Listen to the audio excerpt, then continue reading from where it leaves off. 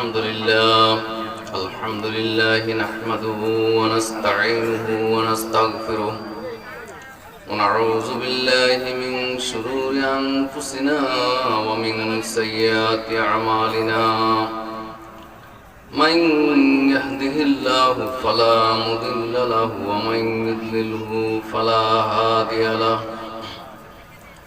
ونشهد أن لا إله إلا الله ونشهد أن محمدا عبده ورسوله الذي أرسله بالحق بشيرا ونذيرا وداعيا إلى الله بإذنه وسراجا منيرا فقد قال الله تعالى في كلامه المجيد وفرقانه الحميد أعوذ بالله من الشيطان الرجيم بسم الله الرحمن الرحيم إن الله وملائكته يصلون على النبي يا أيها الذين آمنوا صلوا عليه وسلموا تسليما اللهم صل على محمد وعلى آل محمد كما صليت على إبراهيم وعلى آل إبراهيم إنك حميد مجيد اللهم بارك على محمد وعلى آل محمد كما باركت على إبراهيم وعلى آل إبراهيم إنك حميد مجيد উপস্থিত সম্মানিত আজকের এই মাহফিলের সম্মানিত সভাপতি, আজকের মাহফিলের আগত মেহমানবৃন্দ,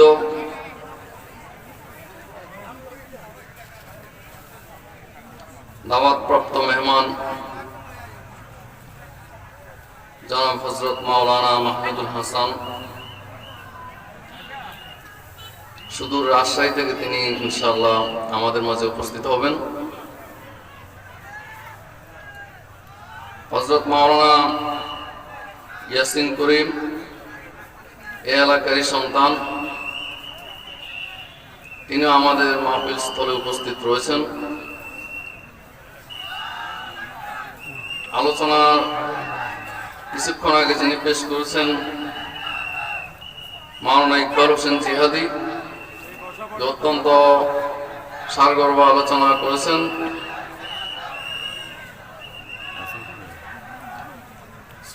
এরপর আছেন হযরত মাওলানা আবুল কাসেম সাহেব।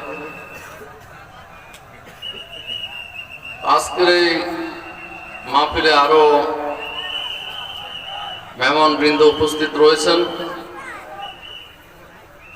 উপস্থিত সম্মানিত দিনদার এলাকাবাসী, তরুণ যুবক ভাই ও বন্ধুগণ, পর্দার আলের মা ও বোনেরা, মহান রব্বুল আলামিনের দরবারে অসংখ্য অগণিত শুকরিয়া আদায় করছি যে আল্লাহ পাক রব্বুল আলামিন আমাদেরকে আজকের এই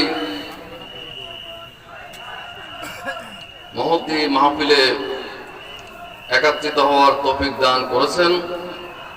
এই জন্য আল্লাহর দরবার শুকরিয়া আদায় করছি, আলহামদুলিল্লাহ। অসংখ্য অগণিত সালাম ও দরুদ পেশ করছি মুহাম্মদ রাসূলুল্লাহ সাল্লাল্লাহু আলাইহি ওয়াসাল্লামের পবিত্র রূহের প্রতি, সাল্লাল্লাহু আলাইহি ওয়াসাল্লাম। সম্মানিত প্রিয় দিনদার মুসলিম ভাইরা, এতক্ষণ পর্যন্ত অনেক গুরুত্বপূর্ণ আলোচনা হয়েছে, কিন্তু যে আলোকে গুরুত্বপূর্ণ আলোচনা হয়েছে সেরকম কিন্তু মাহফিলের উপস্থিতি নাই। রাস্তায় অনেককে দেখা যাচ্ছে, রাস্তায় যে পরিমাণ লোক আছে প্যান্ডেলে সেই পরিমাণের অর্ধেকের চেয়ে অর্ধেকও নাই। তো প্যান্ডেল কিন্তু ব্যবস্থা সুন্দর করা হয়েছে। এক সময় এরকম সামিয়ানা এত সুন্দর ব্যবস্থাপনা করা সম্ভব ছিল না। আজকে ব্যবস্থাপনা অনেক ভাইয়ের অবদান, অনেক ভাইয়ের ত্যাগ, এর মাধ্যমে ব্যবস্থাপনা সম্পন্ন হয়েছে। এখানে আমরা বসি আন্তরিকতা নিয়ে বসি, দ্বীনের প্রতি মায়া নিয়ে বসি, দ্বীনি আবেগ নিয়ে বসি, লোক দেখানোর উদ্দেশ্য নয়, দ্বীনি আন্তরিকতা নিয়ে এখানে বসতে হবে। সেই জজবা নিয়ে বসতে হবে, আল্লাহ এবং তার রাসূলের প্রতি ভালোবাসা, এরকম জজবা নিয়ে বসতে হবে। এটা একটা দার্সের মাহফিল, কোরআনের মাহফিল। আপনারা হচ্ছেন কোরআনের ছাত্র। খায়রুকুম মান তাআল্লামাল কুরআনা ওয়া আল্লামা, যে তোমাদের মাঝে সেই উত্তম যিনি কোরআন নিজে শিখেন এবং অপরকে শিখান। আর কোরআনের দার্সে বসা, এটা হচ্ছে উত্তম মুসলমান। এই দৃষ্টিতে আমাদেরকে বসতে হবে।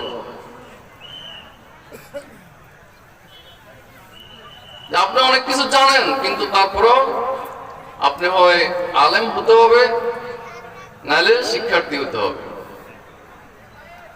এলেম দিতে হবে অথবা এলেম অর্জন করার জন্য ছাত্র হতে হবে। তো শিক্ষকের চাইতে তালেবে ইলমের গুরুত্ব কিন্তু অনেক বেশি।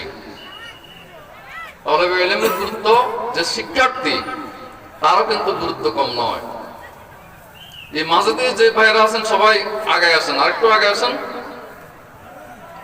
আসেন একটু দূর শুরু করি। বালাগাল উলা বিকামালিহি কাশাফাদ দুজা বিজামালিহি হাসনাত জামিউ খিসালিহি সাল্লু আলাইহি ওয়া আলিহি। আপনার ফাঁকা জায়গা পুরো করে নেন, আসেন। ওখানে তো কোনো রোদের কোনো কিছু নাই, ছায়ার দরকার নাই, সব সুন্দর একই প্যান্ডেল। আসেন, আরো চলে আসেন, কাছে চলে আসেন। তাহলে মানে শয়তান ফাঁকে ফাঁকে আর ইয়া করতে হতো না। এটা একটা ধরেন ক্লাসরুম আর কি। এখানে আমি কোনো ওয়াজও জানি না, বা আসলে ওই রকম কোনো ওয়াইজিনও না। ওনারা তো বলছে এই জন্য বসছি আর কি। এখানে আপনাদের এই অবস্থা দেখে আসলে কিছু বলার মতো আর ওই যে একটা ইয়া নাই আর কি। আপনারা মনে কষ্ট নিয়েন না, বলার আবেগটা কমে গেছে। মানে কিছু জানলেও মানুষ যেন ভুলে গেছি। আসেন, আপনাদের থেকে কিছু শিখুন। যে আসেন, আরো কাছাকাছি আসেন। বালাগাল উলা বিকামালিহি কাশাফাদ দুজা বিজামালিহি হাসনাত জামিউ খিসালিহি সাল্লু আলাইহি ওয়া আলিহি। আমাদের প্রধান মেহমান সম্ভবত চলে আসছেন। যারা বাইরে আছেন, দোকানে আছেন, সবাই মাহফিল স্থলে চলে আসেন। কারণ এরকম অবস্থা যদি প্রধান মেহমান দেখে, ওনার মনে কষ্ট যাইতো না? মনে কষ্ট যাইব নি? তাহলে একজন মেহমান আসি আনি আপনারা মনে কষ্ট দেওয়ানো, এটা কি উচিত? এটা উচিত না। এই জন্য সবাই মাহফিলটাকে এমন ভাবে রাখেন যাতে প্রধান মেহমান আসি সুন্দরভাবে দেখে, ওনার যে কিছু বলার মতো যেন আগ্রহ থাকে। তাহলে আপনারা ভালো কিছু দিক নির্দেশনা পাবেন। ভালো কিছু অর্জন করতে পারবেন। এটা একটা ধরেন চিত্ত বিনোদনের মতো, যে নিজের চিত্তকে একটু ঘুমন্ত যে বিবেক সেটাকে জাগ্রত করা। মাহফিলে বসলে কিছুটা আপনার অ্যাক্টিভিটিস বাড়ে না? কিছুটা অ্যাক্টিভিটিস বাড়েনি? জি বাড়ে।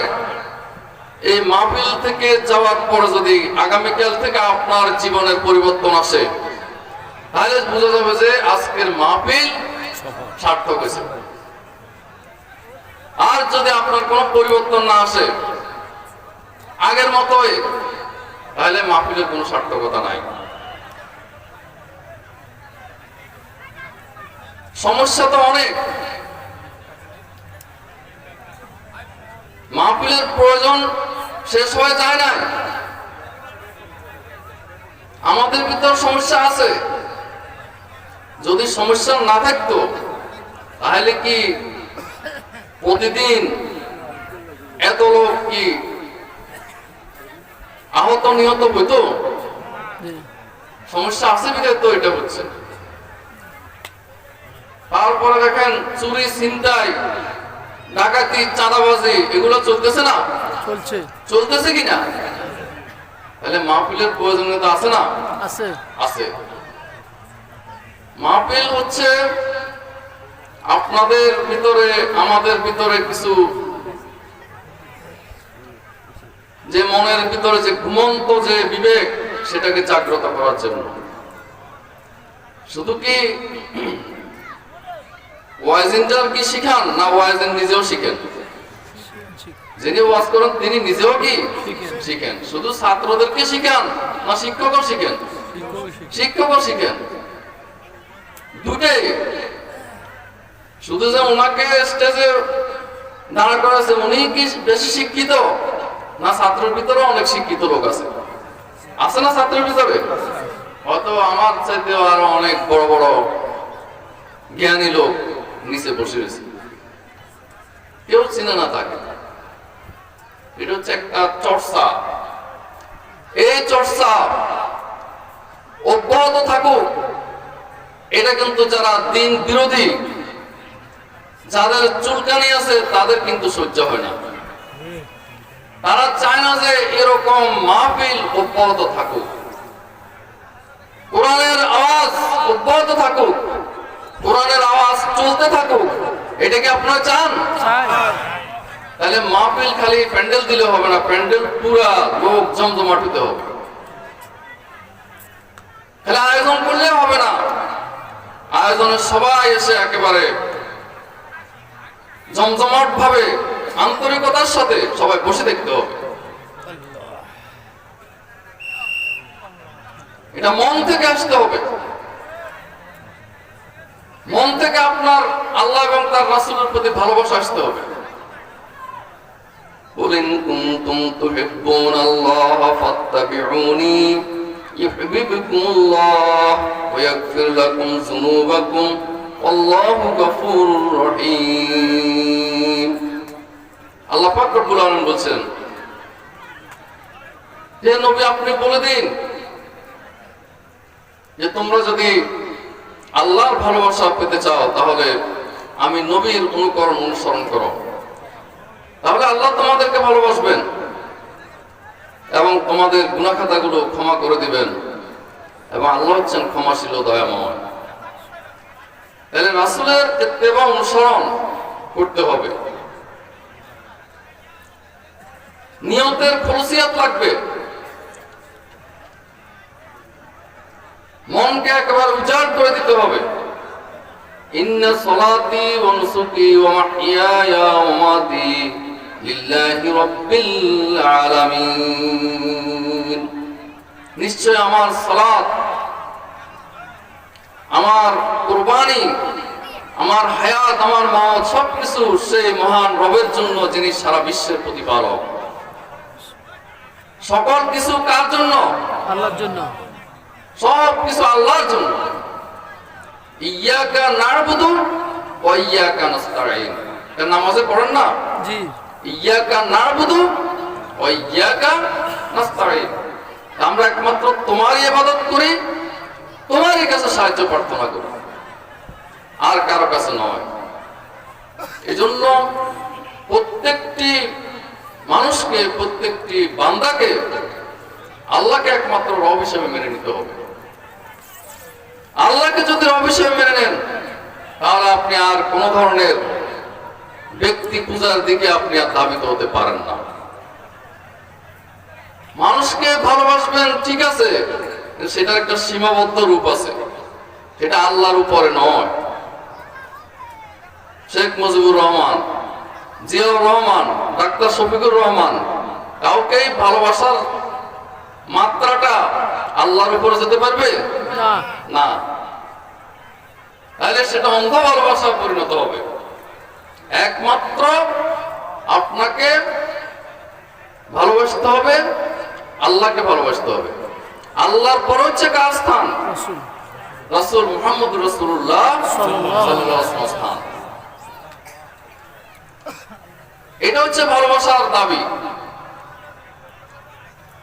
এর উপরে আপনার যাওয়া যাবে না, এর উপরে কাউকে স্থান দেয়া যাবে না।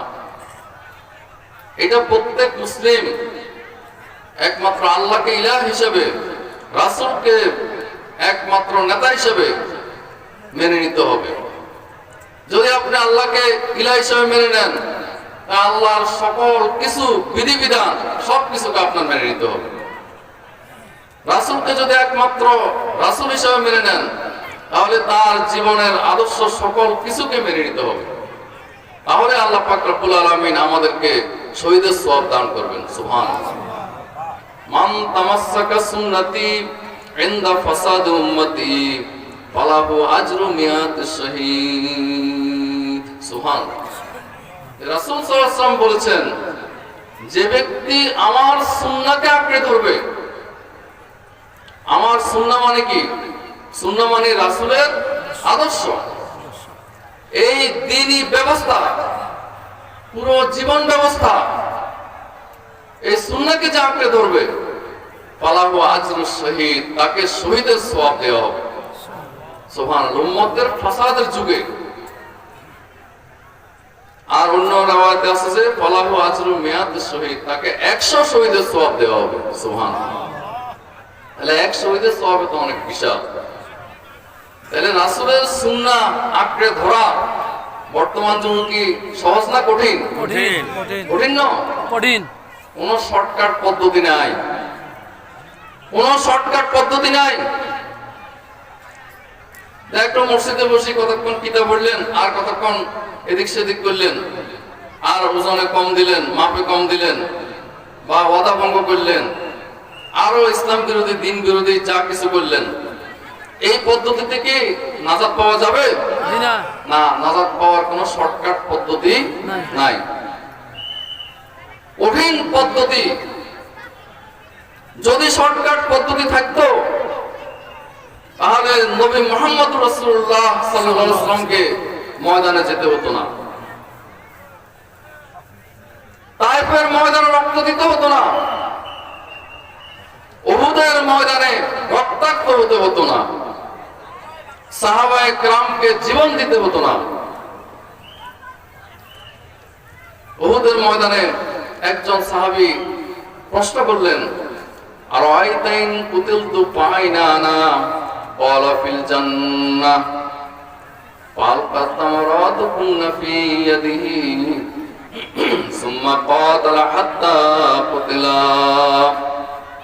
হে নবী, আজকে যদি উহুদের ময়দানে যদি আমি শহীদ হই, তাহলে আমি কোথায় যাব? রাসূল সাল্লাল্লাহু আলাইহি ওয়াসাল্লাম বললেন যে তুমি সোজা জান্নাতে চলে যাবে। সুবহানাল্লাহ। এরপর তার হাতে কিছু খেজুর ছিল, এই খেজুরগুলো খাইতেছিলেন, তিনি খেজুরগুলো ছুঁড়ে ফেলে দিলেন। ছুঁড়ে ফেলে দিলে মানে খেজুর খাইতে খেতে তো জান্নাতে যাইতে দেরি হয়ে যাবে। খেজুরগুলো ছুঁড়ে ফেলে দিয়ে তিনি জিহাদের ময়দানে একেবারে যেখানে খুব মারাত্মকভাবে লড়াই চলছিল সেখানে ঢুকে গেছেন।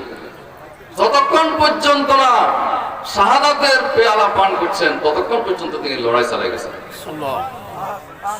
রাসূল বললেন যে সোজা জান্নাতে চলে গেছে। সেই উহুদের ময়দানে হযরত হামজা রাদিয়াল্লাহু তাআলা আনহু, রাসূলের প্রিয় চাচা, তিনি অত্যন্ত নির্মম ভাবে শহীদ হয়েছেন এবং যার কফিন হিসাবে একটি মাত্র কাপড় পাওয়া গেছে, যেটা পা ঢাকলে মাথা ঢাকা যেত না, মাথা ঢাকলে পা ঢাকা যেত না। পরে ওনার মাথার অংশ কাপড় দিয়ে ঢেকে দিয়ে পায়ের অংশ ঘাস দিয়ে ঢেকে দেওয়া হয়েছে। ঘাসের কফিনে ঘুমায় শহীদ হযরত হামজা রাদিয়াল্লাহু তাআলা। এভাবে ত্যাগের মাধ্যমে এই দিন এসেছে, আরাম আয়েশের মাধ্যমে এই দিন আসে নাই। আমরা যেভাবে মনে করতেছি যে ত্যাগ দিচ্ছি, এই ত্যাগ দিয়ে কি আপনি আল্লাহর দরবারে দাঁড়াতে পারবেন কিনা? হাউজে কাউসারের সামনে আপনি কিভাবে দাঁড়াবেন? রাসূল সাল্লাল্লাহু আলাইহি ওয়াসাল্লাম রক্ত দিয়েছেন, সাহাবীরা জীবন দিয়েছেন, সেই রক্ত মাখা দিন আপনার আমার এই সামান্য কাজ দিয়ে, এই আমল দিয়ে কিভাবে আমরা আল্লাহর সামনে দাঁড়াবো? কি আমল দিয়ে আপনি আল্লাহর সামনে দাঁড়াবেন? মসজিদে দান করার সময় আমরা পকেটের মানে টিভি চাই, মানে কোনটা ছোট নোট, তারপর এটা আমরা মসজিদে দিই, ঠিক না? দিনই কাজে দেওয়ার সময় কোনটা ছোট নোট সেটা আমরা দিনই কাজে দিই, আর পরিবারের জন্য আমরা বড়টা রাখি। কিন্তু হযরত আবু বকর সিদ্দিক রাদিয়াল্লাহু তাআলা আনহু তাবুক অভিযানের সময় তিনি আর যা ছিল ঘরে সব নিয়ে রাসূলের কাছে চলে আসছেন, এবং কি ঐতিহাসিকরা লিখছে যে চুলার মাটিগুলো পর্যন্ত নিয়ে আসছেন, চুলার ছাই সেটা পর্যন্ত নিয়ে আসছেন। তো ওনাকে জিজ্ঞেস করছে, হে আবু বকর, তুমি তোমার পরিবারের জন্য কি রেখে এসেছো? ইয়া রাসূলুল্লাহ, তাদের জন্য আল্লাহ এবং তার রাসূলই যথেষ্ট। সুবহানাল্লাহ। এটা ছিল হযরত আবু বকরের দান। আল্লাহ রাসূল তার জন্য দোয়া করছেন যে আল্লাহ, আমি আবু বকরের দানে সন্তুষ্ট হয়ে গেছি, তুমিও তার দানে সন্তুষ্ট হয়ে যাও। এজন্য আবু বকর সিদ্দিক রাদিয়াল্লাহু তাআলা আনহু।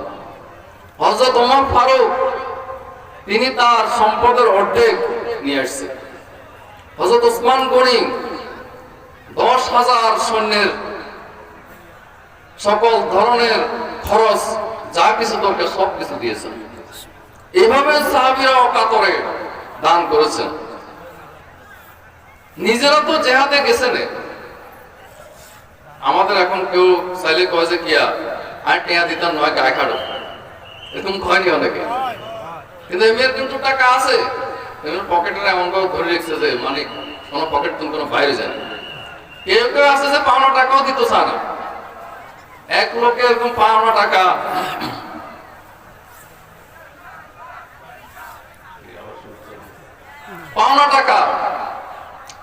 হাওলাত নিছে দে না, হাওলাত নিছে টাকা দে না।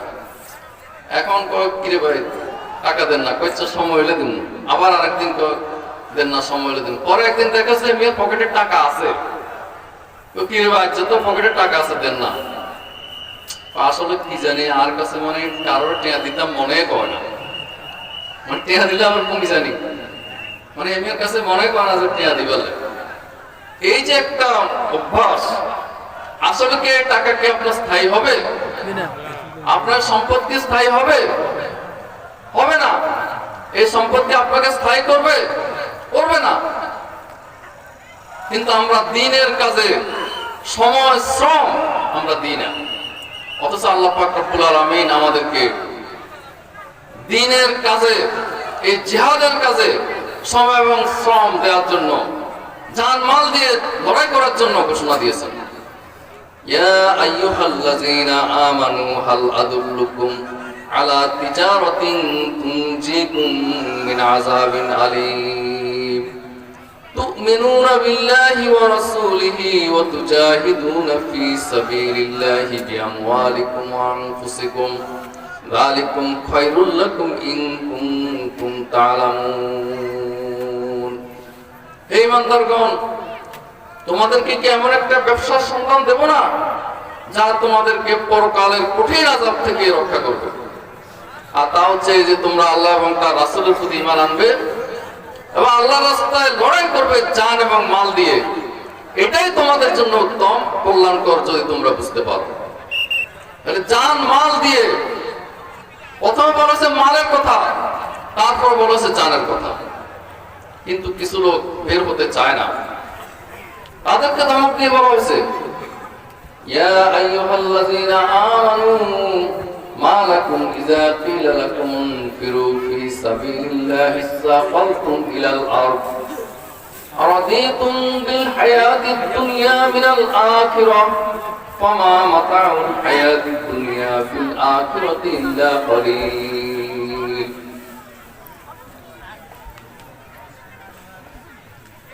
হে ঈমানদারগণ, তোমাদের কি হয়েছে যখন তোমাদেরকে বলা হয় তোমরা আল্লাহর পথে বেরিয়ে পড়ো, তখন তোমরা মাটিকে আঁকড়ে ধরে রাখো।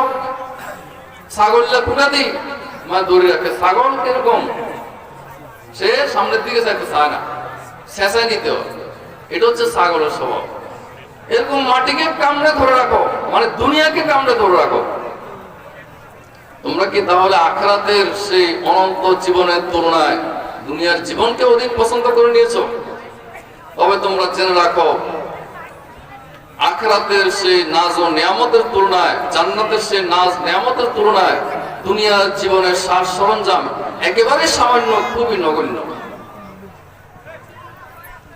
যালিকা মাতাউল হায়াতুদ দুনিয়া আল্লাহু ইনদাহু হুসনুল মাআব। এগুলো হচ্ছে সামান্য দুনিয়ার জীবনের সাজ সামগ্রী, এগুলো হচ্ছে সামান্য সময়ের জন্য, আর আল্লাহর কাছে রয়েছে উত্তম বাসস্থান। সুবহানাল্লাহ, আল্লাহর কাছে রয়েছে সবচেয়ে উত্তম বাসস্থান। এটা আল্লাহ দিতে পারে। আপনি যে কম্বল মুড়ি দিয়ে শুয়ে আছেন, শীতের কারণে নামাজে বের হন না, এই কম্বলের নিচে কি আপনি থাকতে পারবেন? না, পারবেন না। কারণ যখন আপনার রূহ চলে যাবে, তখন এই কম্বল থেকে টেনে হিঁচড়ে, সেই আপনার প্রাসাদ থেকে টেনে হিঁচড়ে আপনাকে বের করে নেওয়া হবে। সামান্যতম সময় আর দেয়া হবে না। এরকম বিলাস বেসনে আপনার দোতলা, পাঁচতলা, 10 তলা বিল্ডিং এ বিলাসী আরাম আয়েশের জীবনে যে আপনি আছেন, এটা কি আমাদেরকে স্থায়ী হবে? স্থায়ী হবে না। এখান থেকে আমাদেরকে বের করে নেওয়া হবে। এবং কখন? সামান্য সময় পরেই, একটু পরেই আপনাকে আমাকে বের করে নেওয়া হবে। তাহলে আল্লাহর কাছে তো আমাকে চলে যেতে হবে, সেখানে তো আমাকে দিয়ে দেওয়া হবে, কবরস্থ করা হবে। সেখানে যে প্রশ্ন করা হবে, মান রব্বুকা ওমা দীনুকা ওমা নবিয়ুকা, সেই 3টা প্রশ্নের জবাব তো আপনাকে আমাকে দিতে হবে। সবাইকে তো সে প্রশ্ন করা হবে, নাকি চৌধুরী বংশের লোকের প্রশ্ন করা লাগতো না? তারা প্রশ্ন করতো না? মিয়া বংশের লোকের প্রশ্ন করবো না? ভুইয়া বংশের লোকের প্রশ্ন করবো না? মাদ্রাসার প্রিন্সিপাল প্রশ্ন করবো না? আমির সাহেবের প্রশ্ন করবো না? এনে কি খাতিল করবো? জি না, কোনো খাতিল করতো না। সবাইকে প্রশ্ন করা হবে, সবাইকে সেই জবাবদিহির আওতায় নেওয়া হবে। হাসরের ময়দানে সেখানেও সবাইকে প্রশ্ন করা হবে, 5টি প্রশ্নের জবাব দিতে হবে। সেখানে গুরুত্বপূর্ণ প্রশ্ন হচ্ছে যে ওমা আনফাকা, যে কি সে ব্যয় করেছে, হ্যাঁ, মানে তার সম্পদ সম্পর্কে প্রশ্ন করা হবে। ওয়ান মালিহি মিন আইনা ইকতাসাবাহু ওয়া ফিমা আনফাকা, যে কি মাল সে কিভাবে অর্জন করেছে আর কিভাবে ব্যয় করেছে। মাল কিভাবে আপনি ব্যয় করেছেন, আপনার পকেটের টাকা কিভাবে আসছে আর কিভাবে গেছে, এ সম্পর্কে আপনাকে আমাকে প্রশ্ন করা হবে। তাহলে আপনি আমি মুসলমান হলে হবে না, আপনার পকেটকে কি করতে হবে? মুসলমান বানাইতে হবে। তাহলে কোন কাজে আপনার এই টাকাটা ব্যয় হচ্ছে? এটা আপনার শুধু নিজের চেষ্টায়, নিজের যে আপনার বুদ্ধি বলে আপনি যে অর্জন করছেন, আয় করছেন, সেটা নয়। এটা আল্লাহ পাক রব্বুল আলামিন দিয়েছেন, এজন্য আপনার পকেটে এটা আসছে। এজন্য আল্লাহর বিধান অনুযায়ী আপনাকে সেটা ব্যয় করতে হবে। দ্বীনের পথে আপনাকে কাজ করে যেতে হবে। আপনাকে আমাকে দ্বীনের জন্য সৃষ্টি করা হয়েছে। দুনিয়াতে স্থায়ীভাবে থাকার জন্য আপনাকে পাঠানো হয় নাই, পাঠানো হয়েছে সে জান্নাত থেকে, আর সে জান্নাতে হবে আপনার স্থায়ী ঠিকানা। যারা সে অনুযায়ী কাজ করবে তারা সেখানে যেতে পারবে, আর যারা সে অনুযায়ী কাজ করবে না তাদেরকে ছুঁড়ে ফেলে দেওয়া হবে। তাহলে আমরা কি সেই জান্নাতে যেতে চাই? জান্নাতে যেতে চান? কে কে জান্নাতে যেতে চান? সবাই জান্নাতে যেতে চান? জি, হাত নামান। মাশাআল্লাহ। আল্লাহ পাক রব্বুল আলামিন আমাদেরকে কবুল করুন। আমরা দ্বীনের সাথে থাকি, দ্বীনকে বোঝার চেষ্টা করি। আজকের এই দিন থেকে আমাদের জীবনের জন্য একটা পরিবর্তন আসে। এতগুলো মানুষ যদি চেষ্টা করেন, আপনি যদি সিদ্ধান্ত নেন, আপনার জীবনের একটা পরিবর্তন আসবে। কারণ আপনার কবরে যেতে হবে, মৃত্যু হবে, এটা তো নিশ্চিত সত্য। তাহলে সেখানে আপনাকে প্রশ্ন করা হবে, সেখানে আপনাকে জবাব দিতে হবে, এটা তো নিশ্চিত। এটা এখান থেকে রেহাই পাওয়ার কোনো সুযোগ নাই। এই জন্য আমাদেরকে সিদ্ধান্ত নিতে হবে, যেভাবে কতদিন চলে এসেছি সেভাবে আমার জীবন নয়। এই জীবন থেকে তওবা করে আমাদেরকে জীবনের গতি পরিবর্তন করতে হবে। কোন দলের জন্য নয়, কোন গোষ্ঠীর জন্য নয়, কোন ব্যক্তির জন্য নয়, আমার নিজের জন্য, নিজের নাজাতের জন্য আমার জীবনের একটা পরিবর্তন আনতে হবে। আজকের এই মাহফিলে আমি শুধু কিছু দেখা করার জন্য অথবা ওনারা বলছেন এই জন্য আসছি। আমার সময় খুব সংক্ষিপ্ত। আসলে ওই কিছু আপনারা আসছেন, যাক আপনাদেরকে মোবারকবাদ। শুরুতে অনেকে কম ছিল, তারপর আমি কি বলছি জানি না। তারপর যদি আপনাদের কিছু উপকার হয়, যদি কিছুটা যদি আপনারা যদি আমল করেন, হয়তো আল্লাহ পাক রব্বুল আলামিন এর উসিলায় আমাদেরকে নাজাতের ব্যবস্থা করতে পারেন। আল্লাহর কাছে দোয়া করি আল্লাহ পাক রব্বুল আলামিন আমাদের সকলের জীবনের একটা পরিবর্তন আনুক, এবং দ্বীনি প্রবাহ, দ্বীনি বাতাস যেন জোরে প্রবাহিত হয়, দ্বীন যেন উজ্জ্বল আলোকিত হয়, দ্বীনি বিষয়গুলো যেন আরো বেশি প্রবাহিত হয়, আরো বেশি উজ্জ্বল হয়, আরো বেশি আমাদের জীবনকে আলোকিত করে। আমরা যেন এই দ্বীনকে কমপ্লিট ভাবে, পরিপূর্ণভাবে, সুন্দরভাবে, আনন্দের সাথে দ্বীনকে গ্রহণ করতে পারি, আমাদের ছেলে সন্তানদেরকে দ্বীনমুখী করতে পারি, আমাদের পরিবারকে দ্বীনমুখী করতে পারি। আমরা যেন সবাই নামাজি হয়ে যাই। আল্লাহ পাক রব্বুল আলামিন আমাদের সবাইকে দ্বীনের জন্য কবুল ও মঞ্জুর করে নিন। আমিন। আমার আলোচনা আমি এখানে শেষ করছি।